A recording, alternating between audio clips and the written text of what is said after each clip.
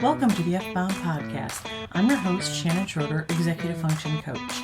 I help neurodivergent women learn tips and strategies to improve the life skills that will help them be successful. Hack your habits.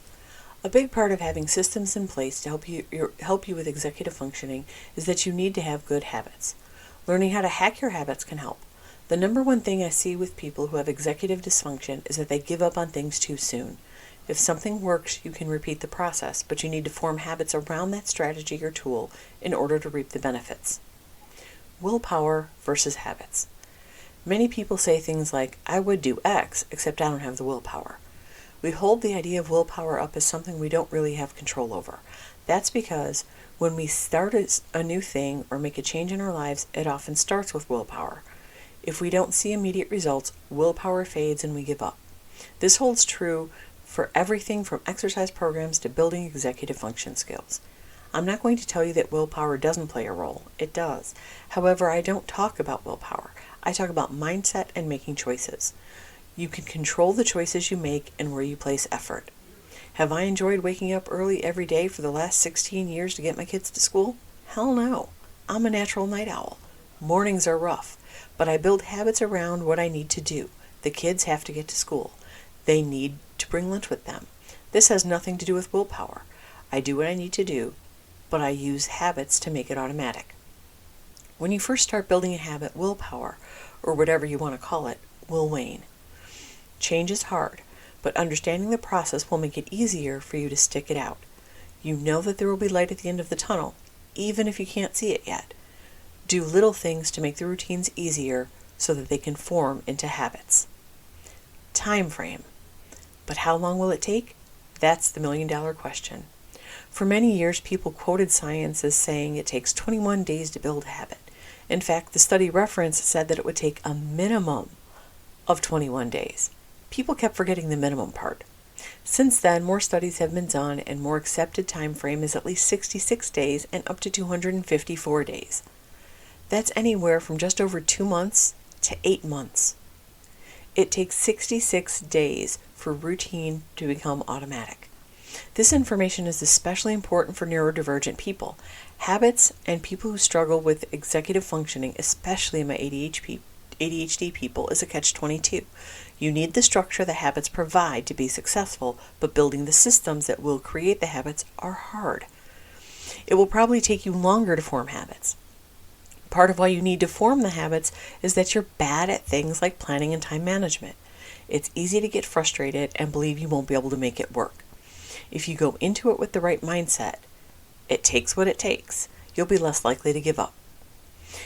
Keeping in mind that it's a process can keep you on track.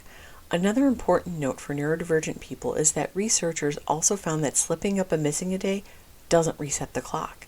It doesn't impact the habit formation. Benefits of habits. Creating a habit-filled life actually decreases the amount of stress you face because it relieves you of some of your decision-making responsibilities. Take a look at your morning.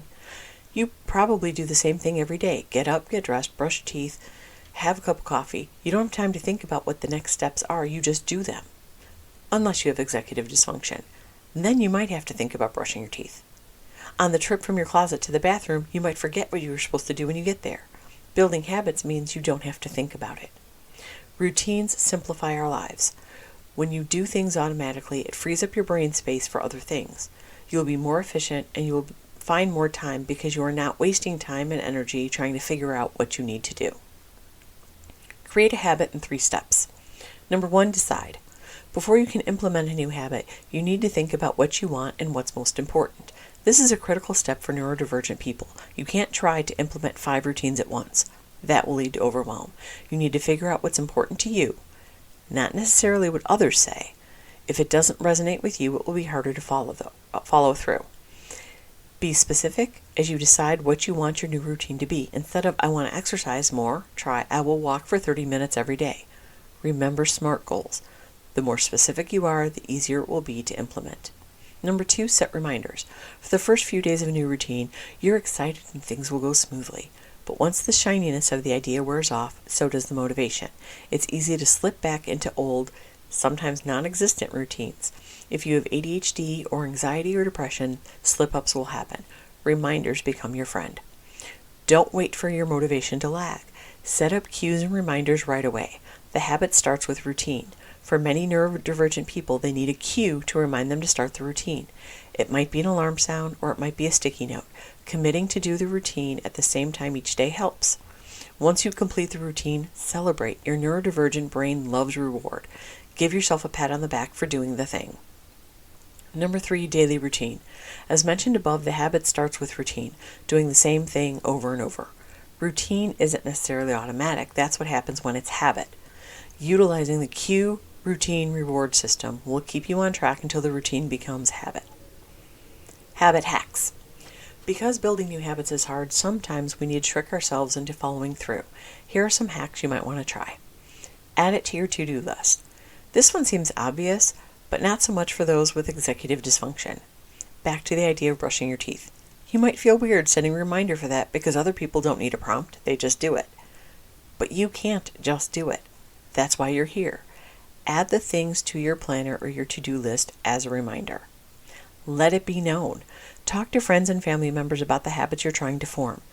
They can be accountability partners who can help you keep you on track. And caveat, choose people who you know will be supportive even when you slip up. You don't need other people making you feel bad. Build on existing habits. Adding to an existing habit is easier than creating a whole new habit. If you currently have a solid morning routine, add to it. Take your 30-minute walk before you do the rest of your morning items. If you already do a weekly grocery list, add in creating a menu. Adding a step is so much easier than starting new. Make mistakes hurt. Not physically, but give yourself a consequence for not following your routine. I'm cautious about this because punishment can be defeating for some people. You know yourself. If this is too much, don't do it. But if you don't take your daily walk, you don't get to have a latte on the way to work. If you don't create a meal plan for the week, you don't get to go to the restaurant for Friday's dinner. Accountability partners. This is more than just having your family support. Having an accountability partner can help keep you motivated. An accountability partner is someone who is trying to build the same habit or has the same goal as you. You check in with each other and keep each other motivated. Strength in numbers. If a partner is good, a group might be better. Create a group challenge to meet your goals and build your habits. A little competition might make it fun. I hope you enjoyed this episode of the F-Bomb Podcast. Thank you for listening. Remember to subscribe below and check out my show notes to learn more about my Facebook group, courses, and membership.